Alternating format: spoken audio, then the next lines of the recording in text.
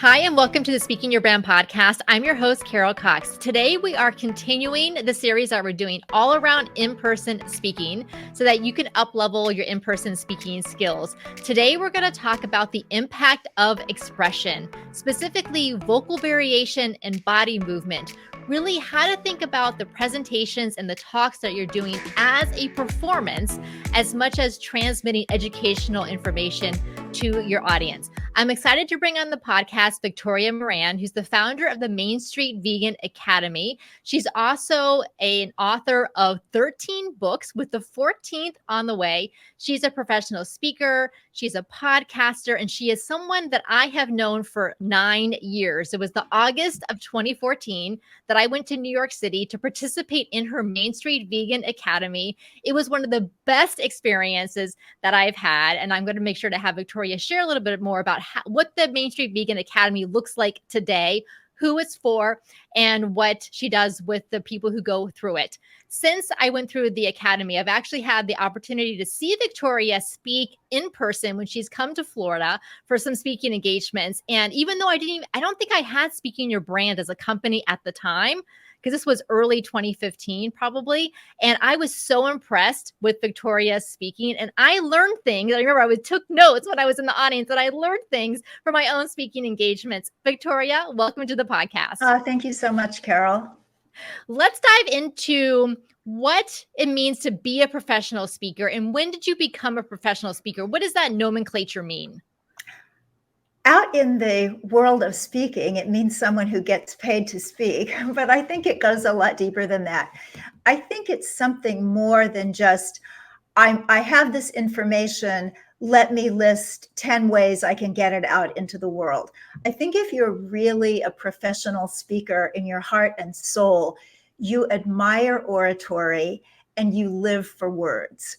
The right word, the right intonation to really get that audience member to understand what you're saying and maybe find some common ground. I think it's close to sacred. And so when you say, when did you start? I started speaking for groups, not for pay, but for the Kiwanis and the Rotaries and those folks when I was in 8th grade.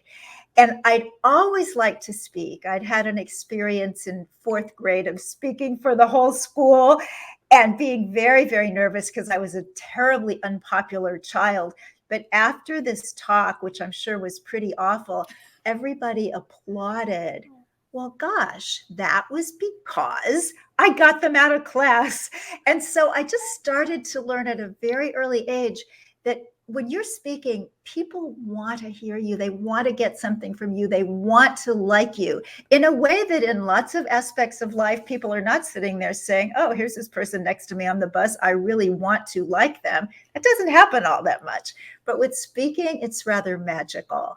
So I would say 1995 is perhaps when I kicked off calling myself professional speaker, because that was when I joined the National Speakers Association and got involved with speakers bureaus and all of the technical apparatus that go along with it. But in my heart, speaking has been a really important, powerful part of my life for a very long time. Well, I'm going to make sure to ask you a little bit later in the conversation about some of your favorite speaking engagements and experiences, as well as some maybe that didn't go quite as planned and what you learned from it. But before we get there, what kind of training or background did you have? What has led you to become a great speaker other than just putting the reps in? I've always loved words, so I write and I speak. And, there are these people that have so many gifts and talents, and they're always wrestling with themselves. What should I do? I could do so well at this, but then I could do so well at that. I never had that problem. I can do words. I can write them. I can speak them. So in a way, that's kind of a gift. So as a little kid, I thought that what I wanted to do with speaking words was to be an actor. And my mother had an idea that I should either be an actor or I should be some sort of broadcaster. And there was a woman in Kansas City where we lived who in her youth had trained Walter Cronkite. So my mother believed that in this woman's dotage, she should be training me. So I started studying with this amazing woman, Lenore Anthony, when I was about 3 years old. And I was with her for a few years, and then she and my mom had some sort of falling out. So I didn't study with her again until I was 17. But I think that really early background in what in those days I think people were still calling elocution was very helpful, because it got me up in front of people. So it was a very, very natural place to be. And although certainly there are still some jitters every now and then, depending on the venue, depending on the topic, maybe it's a new presentation. So you do get some of that adrenaline going on. But generally speaking, I'm very comfortable before an audience, I think because of that early training. And I even remember the elocution lessons, and the big black bug bit the big black bear right in the middle of his big black back. And this was the kind of thing that made me comfortable using words. And if I happen to stumble over something, just come back. This need to be perfect that I think holds a lot of people back, you kind of get educated out of when you start doing this at an early age. Victoria, you do have such a clear voice and enunciation and elocution. What are some tips you would have for listeners who feel like they have some verbal crutches, as I call them, the ums or the ahs that they put in between their words and sentences? Yeah.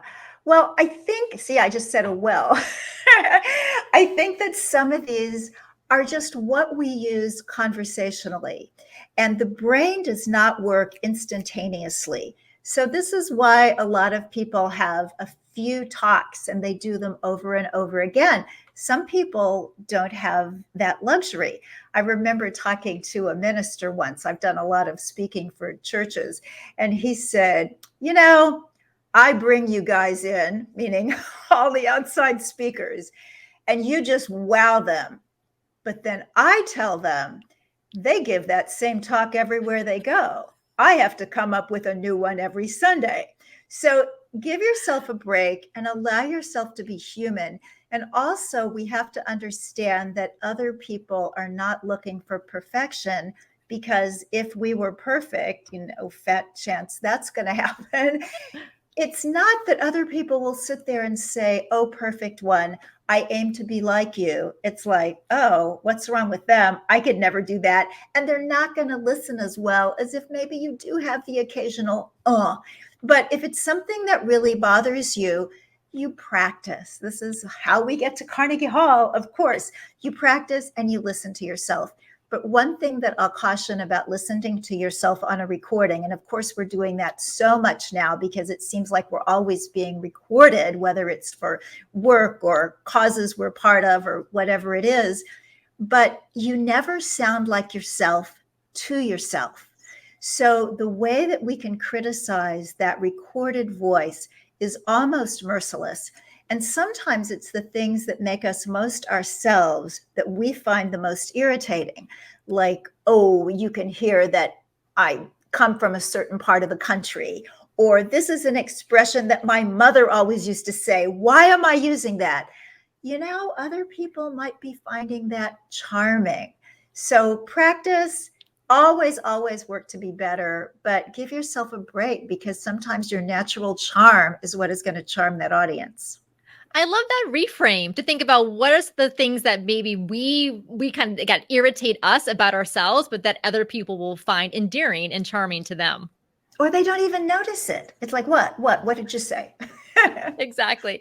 Victoria, since you've had this background in acting, especially at a very young age, which certainly informed your speaking abilities, how is it that you see presenting to a group or at a conference? How do you channel some of those performance elements in service of the audience? So obviously we're not like dancing and singing in front of an audience as you would go to a Broadway show. Of course you could, but how do you make sure that it integrates with the overall content and message that you do want to share? Well, there are a couple of things. One, of course, is storytelling, which I think we'll get into more later. But the other is giving a visual presentation that gives people something to hold on to. Now that we're doing a lot of PowerPoint, that's a little bit different. But when it's just you out there with the audience, maybe you're up on a screen, maybe you're not, you want people to look at you. You want to be the focal point.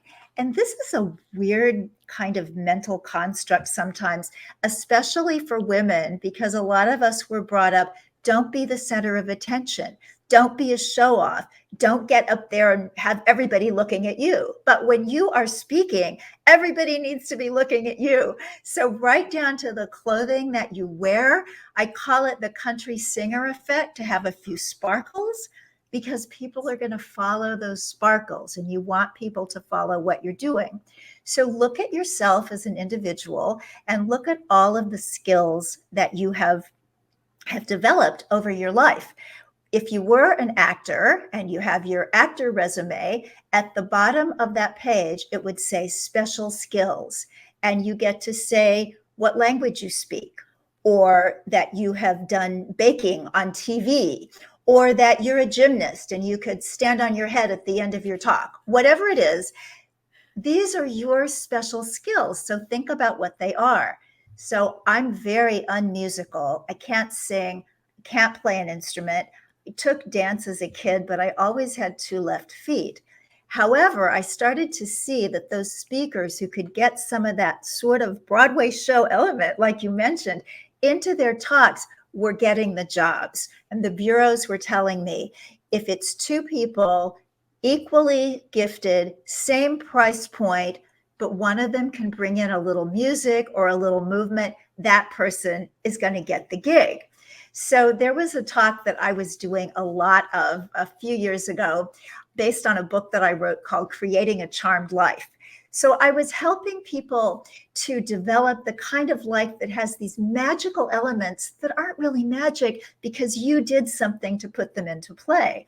So one of the stories that I told was how I got myself to New York City. Now, most people come to New York City when they're 18 or 22. I was 50. So it took a little bit more to get here. So I talked about envisioning what would happen, creative visualization, but not just seeing pictures, bringing New York tastes into my life. I started eating bagels, wearing a lot of black. So sometimes people out there in Kansas City would say, "Are you from New York or something?" And then when I was on the treadmill, this was before we had even iPods, much less iPhones, my daughter made me a mix CD of those songs on every Broadway show that just makes you believe you can do anything. The big uplift song. And at about 40 minutes, when I was getting kind of tired of that treadmill, she put Liza at Carnegie Hall, New York, New York. So I hired a choreographer to come for an hour and teach me about 45 seconds of choreography to go with New York, New York. So as I had talked about the bagels and the wearing black, and then I came to the part about the music would come up and I would start to dance. So anytime you dance, people really like it. That's why there's so many dance videos on TikTok and Instagram. But if you dance in heels and you're over 50, you are golden. So that thing would happen 45 seconds out of the whole hour-long presentation. It almost invariably got a spontaneous standing ovation.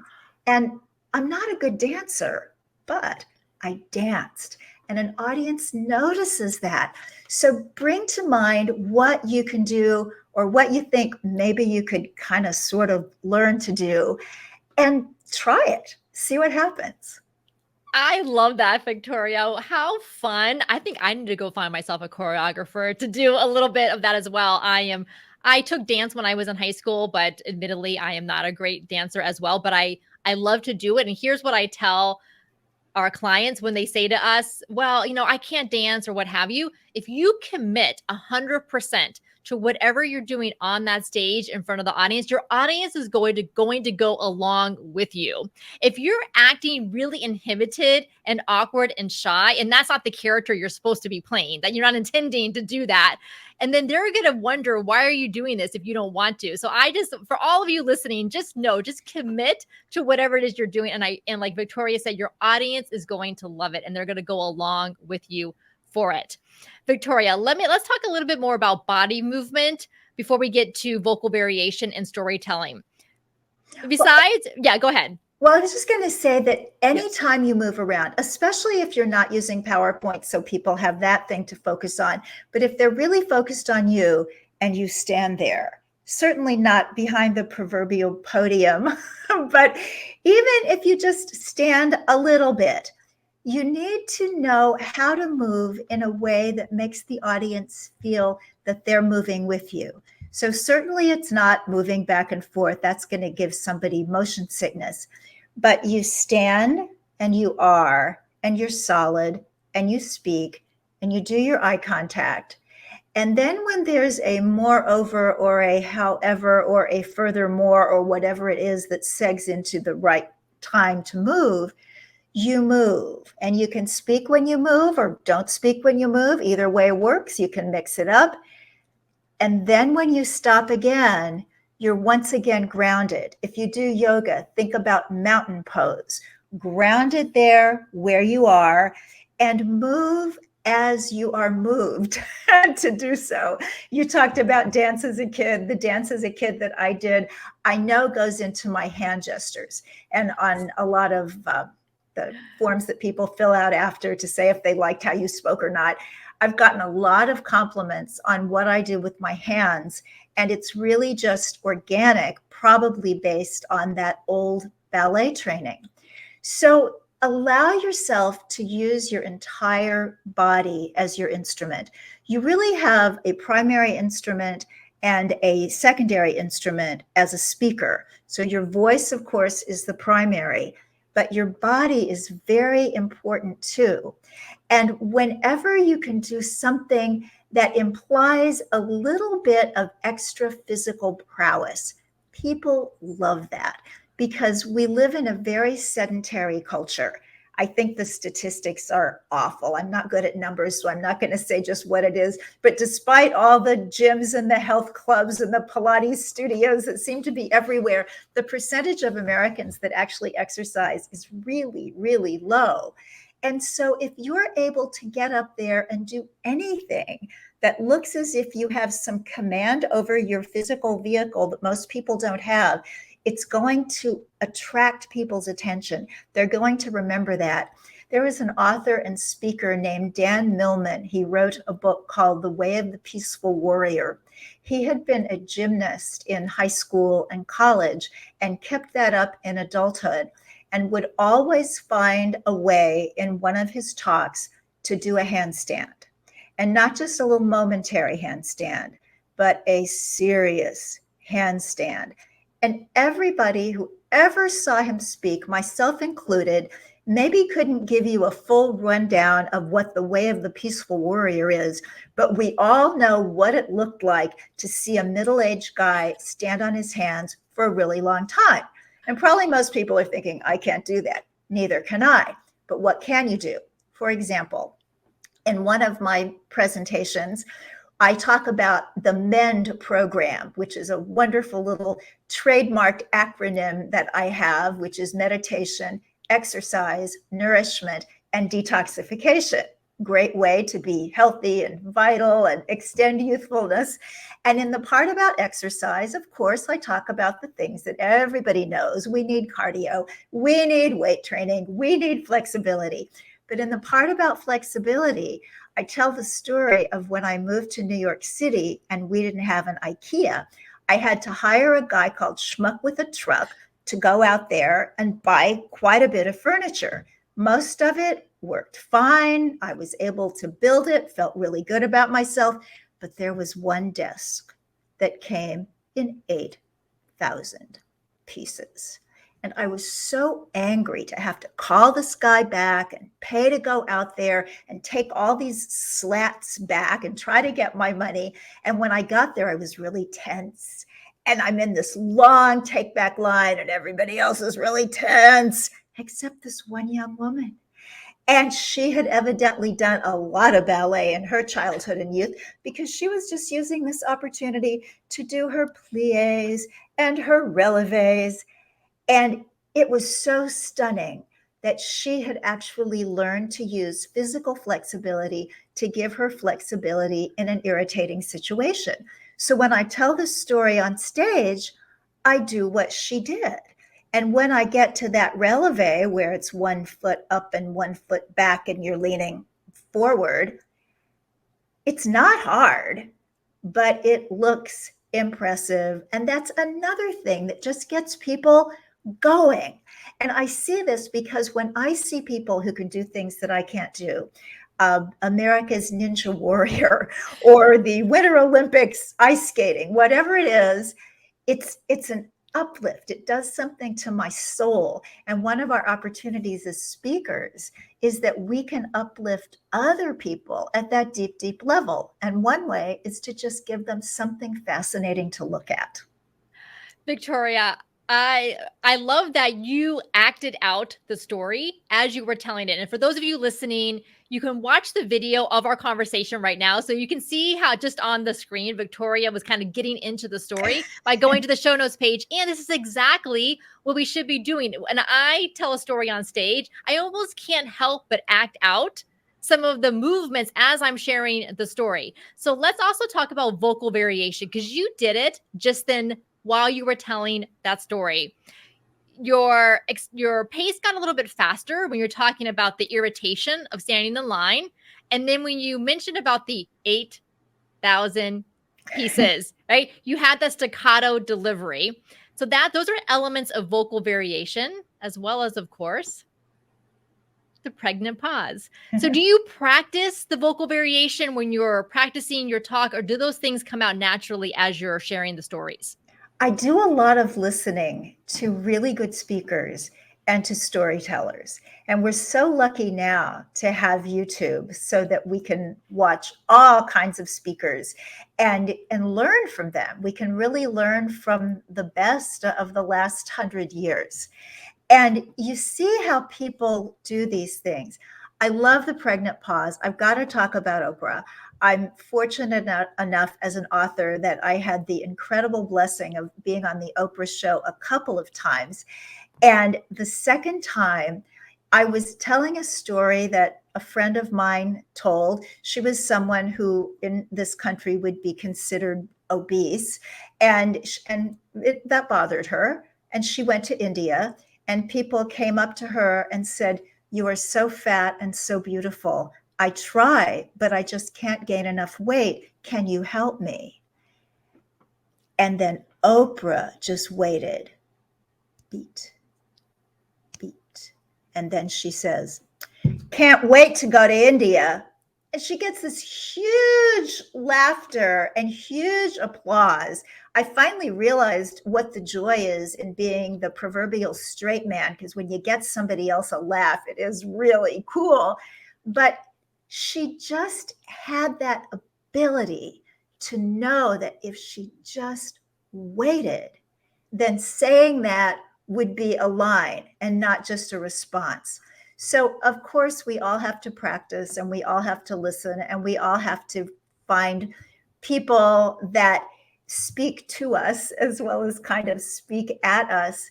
But I think allowing ourselves to let our voices do some of the things that they're going to do. And not everything that we do with vocal variation is going to work. Sometimes we try things and it's annoying. It's just not what we want. But we wouldn't have known unless we tried.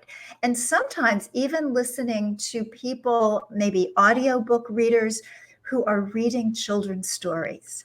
Because with children, people understand that creating pictures with the voice is really important. It's important for the brain development of a child. And so people are much more willing to do it. And if you listen to these kinds of stories and just let that sort of seep into you, then I think we get rid of some of our inhibitions in terms of using our voices in interesting ways. What a great idea. I'm sure there are also podcasts out there for kids where they share stories. Those would be great to listen to. But even if you're a parent reading to your own kids, you'll say things like huffed and puffed and blew the house down. You wouldn't do that if you were reading a piece from a company report to a coworker. But it could be the corporate equivalent of huffing and puffing and blowing the house down. So I think we just need to get rid of some of those inhibitions and be willing to let the voice tell the story, the voice and the silences.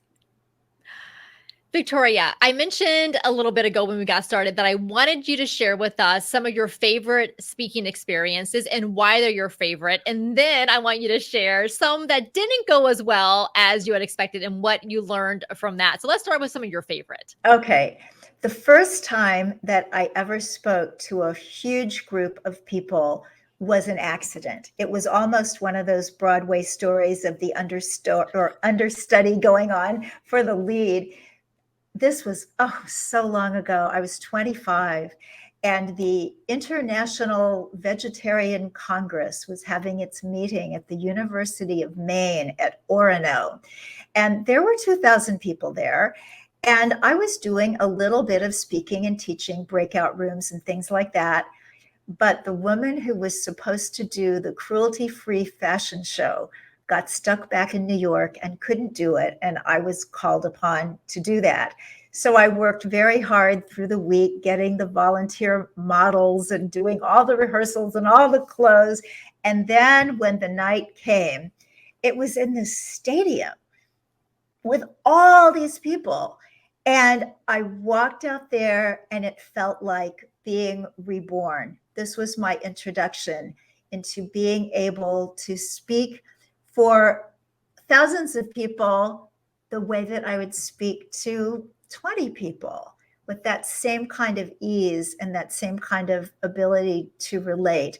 So that kind of launched me. That one was fun. And I'll tell one other one, because this is in honor of the great Florence Henderson, Mrs. Brady, whom we lost back in 2016. But probably about 8 years before that, I was a featured keynoter for Speaking of Women's Health, which at that time went to a great many markets throughout the United States. And they had 2 or 3 people every year who would go to 10 or 12 markets for them. And this was the opening presentation day, the big opening plenary. Everybody's there in the headquarters in Cincinnati. It opens with Florence Henderson and half a dozen dancing boys doing If They Could See Me Now from Sweet Charity. And if you don't know that musical or that song, this young woman who kind of comes from the skids of society feels that she's really being uplifted. And she sings, If They Could See Me Now, that little gang of mine, eating fancy food and drinking fancy wine. And it's just this wonderful uplift. And I can tell that everybody in the audience was feeling like, yeah, I'm at this cool thing and I'm going to learn all this stuff. If they could see me now. And then, of course, following something like that can be intimidating, because how can you possibly do what 6 dancing boys could do? But on the other hand, the bar was set high. And sometimes when the bar is set high, you have to rise to it. And I was so happy that everything was falling into place. It was like the stars aligned. I talked about the little sparkles. I was wearing sparkles. And thank goodness I was wearing sparkles, because I was following a chorus line and went out there invigorated by what they had done and able to carry that energy into the presentation and keep the energy high for the person who was then coming after me. So that I will always remember every time I'm clicking through the big channels and there is a rerun of the Brady Bunch.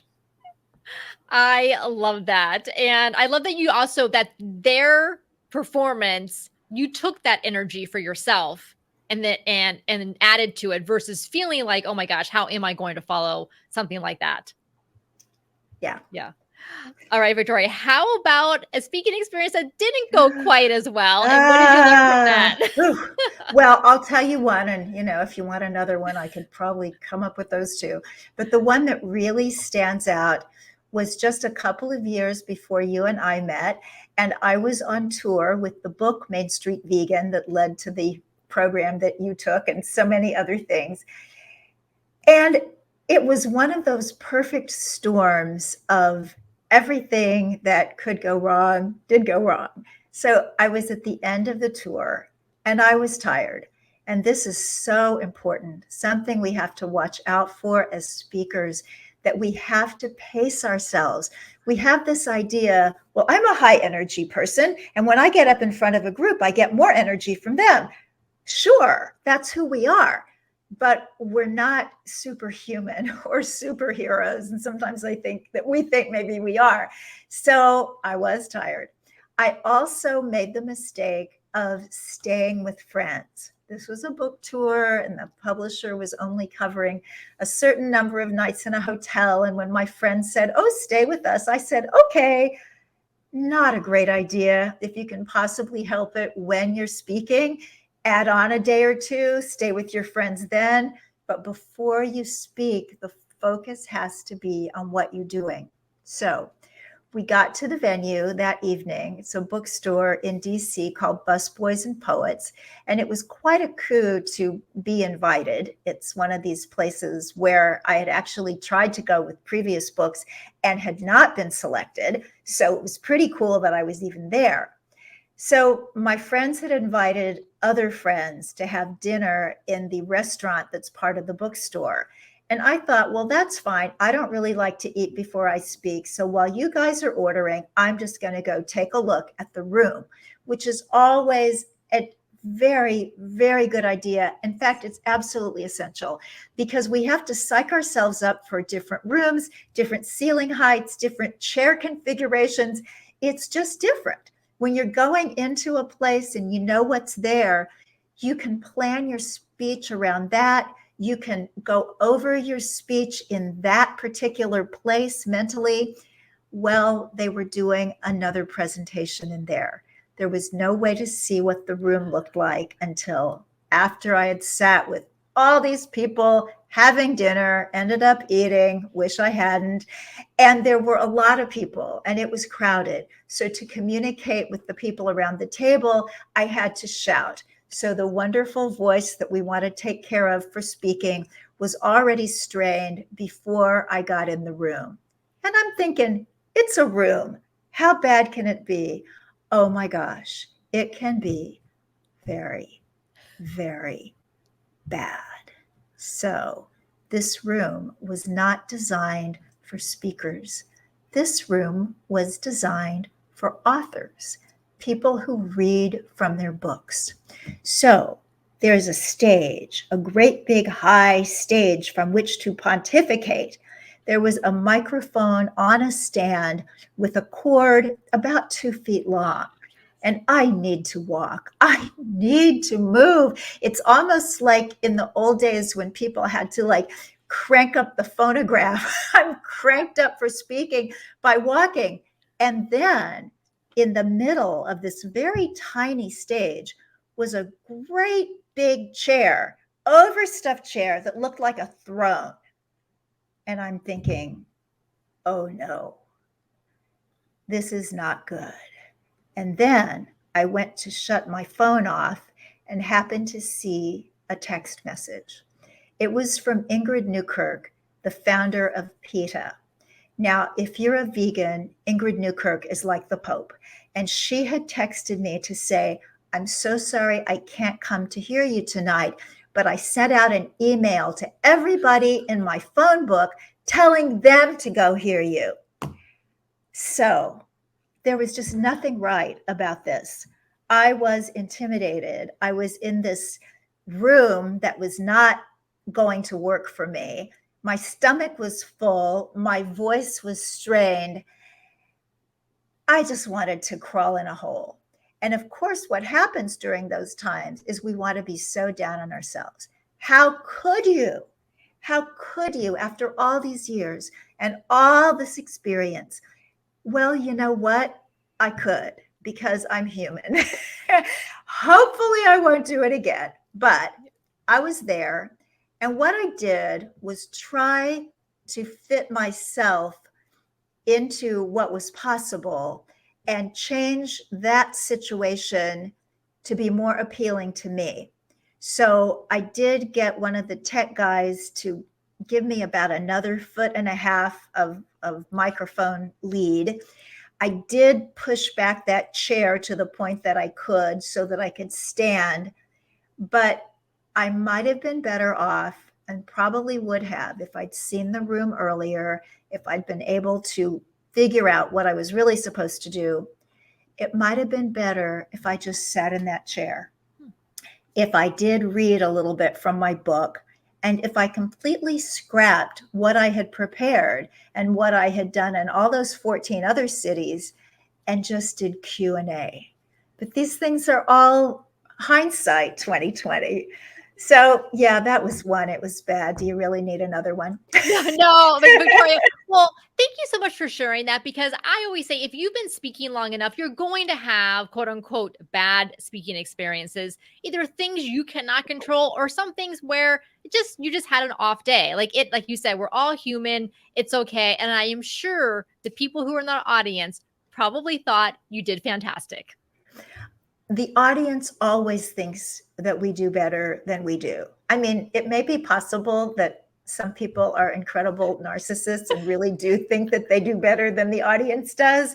But I think for the average person, we notice every little imperfection, and the audience notices that one magical line that speaks to them.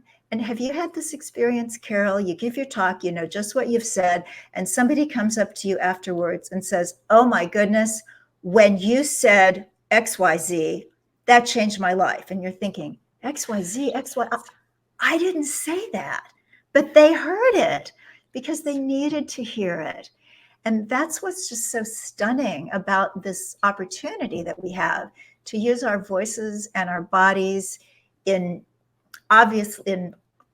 3, 4 dimensions. How many dimensions are there? 3 dimensions, as much as possible. And now through all of the electronics as well, to really speak to people in ways that change them. And if sometimes we're not absolutely glorious at it, we're still pretty good.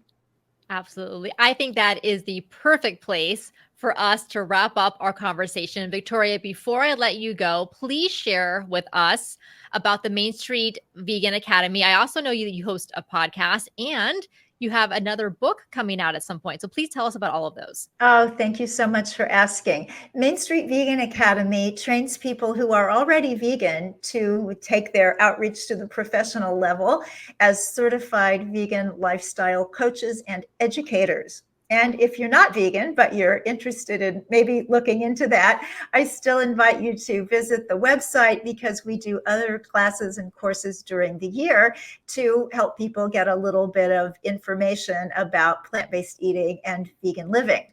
And my podcast, I took a hiatus and did a different podcast for a while, but I am coming back to start the 11th year of Main Street Vegan in September of this year. And that's on mindbodyspirit.fm and everywhere that you get podcasts. And the new book, oh my gosh, if you are a praying person or a holding other people's stuff in the light kind of person, I would appreciate Good Thoughts for Age Like a Yogi, A Heavenly Path to a Dazzling Third Act, which is out there now with publishers. Oh, I love that title. Well, I cannot wait to pick it up once it comes up. Victoria, thank you so much for coming on the Speaking Your Brand podcast. Thank you for having me. And thank you for giving speaking to the contemporary world. I feel sometimes like we had all these great orators of the past, and we have Carol Cox, who is just carrying on that tradition in very contemporary and relevant ways. It's just wonderful what you do. Well, thank you so much. I greatly appreciate that. And as well for all of you who are listening, you are carrying on this incredible tradition of public speaking as well. If you would like to join us in person for our speaking accelerator, that is happening February 2024 in Orlando, Florida. We spend 3 days together so you can practice on our stage, the body movement, the stage presence, the vocal variation, props, maybe some dancing if you would like. This is our third annual event that we're doing. And then the third day, you get professional videography. So you have that for your speaker reel and your video clips. You can get all that information at speakingyourbrand.com/retreat. Again, that's speakingyourbrand.com/retreat. We're continuing our series on in-person speaking next week. So be sure to stay tuned. And until next time, thanks for listening.